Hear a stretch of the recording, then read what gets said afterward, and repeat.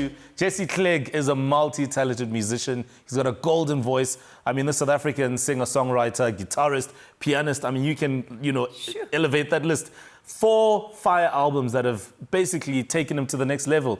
Platinum level, that's what I'm talking about. Son of a legend, of course, Johnny Clegg. And we know that Jesse, in his own right, has forged his way in the industry as a fine musician to be one of the most celebrated artists in the game. He's joining us right now. Good evening. Thank you. How's you that for having me. How's that intro? It was good. I've actually only released 3 albums, but I'll take it. we had to add a bit of glow, just glow it up. Albums. I'm working on the 4th one.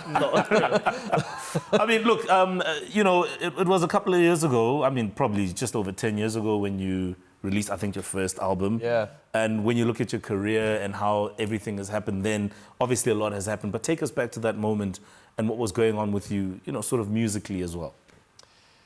I mean, I was just writing songs in my bedroom. I never really intended to become a professional musician or anything. Obviously music was in my family, but I was always, I'd seen a life of music and I'd seen the ups and the downs. There's lots of inspiring moments, but there's also a lot of discipline, a lot of traveling, time away from family. So I kind of knew what that was. But it was only when I actually fell in love with songwriting and I started actually making my own music and I found my voice that I decided, okay, this is something that I can do and this is something that I feel excited to try and test myself in. And here we are 10 years later. It's crazy. Jesse, last year you released an album called Speed of Light. Now, Jesse, this is during COVID. Everything has slowed down. This is you talking about speed. Wow. Let's start with the name. What inspired the name?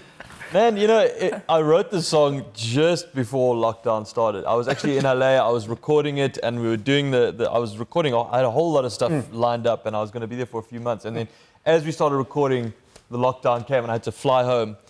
And there was something about this song that just felt important for right now, because it's about someone going through a dark moment, but finding this moment of inspiration and passion, and how it can just hit you at the speed of light. These inspiring moments can just happen. No matter what sort of phase of life you're going through, you can just be inspired sometimes. And I just thought that was a good message for this moment that we're going through. That someone happened to be the Earth. Yeah. Talking globally right now. The Earth really needs some inspiration, though, genuinely. Yeah. So next week you're releasing a music video for Speed. Can you give us a Training SA exclusive, who you're featuring on the video, the creative process, what can we look forward to? Something that... Yeah, this is actually the first time I'm even talking about it, man. Yes! Awesome. There we go. And it's about, as I said, it's about someone, finding inspiration and finding their passion. And we follow the story of an amazing young South African. Her name is Chelsea Sloan Samuels, and she's an athlete. She's a runner, and she comes from a challenging background, but she's actually, pushed herself and chased her dream, and she's now a professional athlete, and she's doing her thing. And it's kind of her story in a way. It's got like an autobiographical thing, and it kind of follows her as she's chasing her dream and all the ups and downs that she faces. And it's a great South African story, and it just feels like it connected to the song, because it's about that thing of chasing your dream and the passion and the excitement that you can face when you do that. You recorded your first project in Canada, then you recorded this one in LA, and apparently Black Coffee was there. I see you. It was. So how is it? Is it a different energy and a creative process in a different city? So when you're in LA, is the mood different? Is the experience different? Is the vibe different? Do you kind of flip things around versus when you're in Canada? Is it a different mood altogether? How does it even have an effect on your creative process? Yeah, it definitely does. I mean, I think, for me, it's just being out of my comfort zone. I've done a lot of writing here, and I've worked with different people, and I just wanted to be in a completely different context, work with people that I hadn't worked with before. That always inspires you and pushes you in different directions. Yeah. And as you say, there's just lots of big names in LA.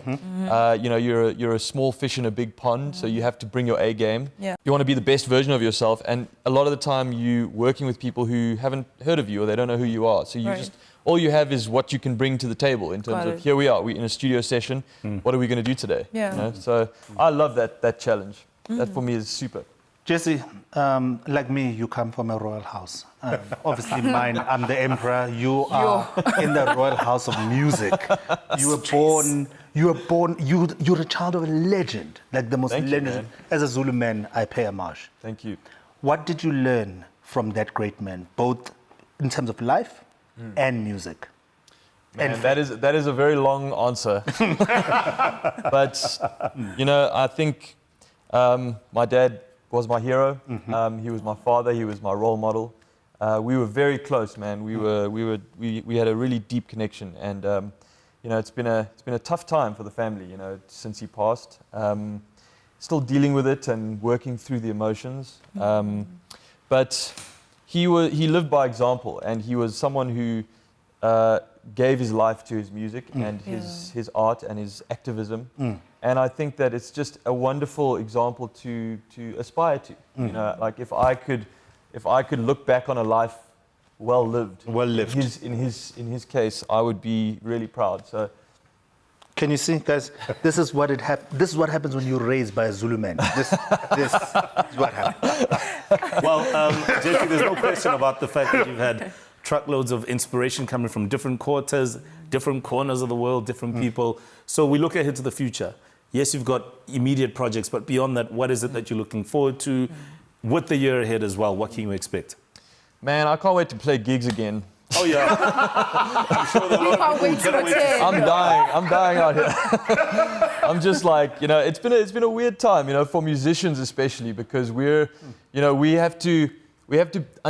understand the situation, and it's unfortunate that, you know, performances are the one thing that actually puts people at risk. You know, so you have to be sensitive to that. Yeah. But having not played in a couple months, it's been really interesting. Like, I really have missed it. And it's the longest time I haven't performed for in my whole life almost, you know. And yeah, I think for me, that's something that I'm really excited for. Obviously, you know, finishing my album and writing more music, but performances, when it happens, it's going to be a good day. I certainly believe that. And I think a lot of people are hungry for live music and that energy. But we've got to get a couple of things right first. Yeah. Jesse, 100%. you have an incredible career. Yeah. Good luck with album number 4. Here we go. And thank you so much for joining us, man. All the best. Thank you so much. And hopefully we'll get to see you live in action.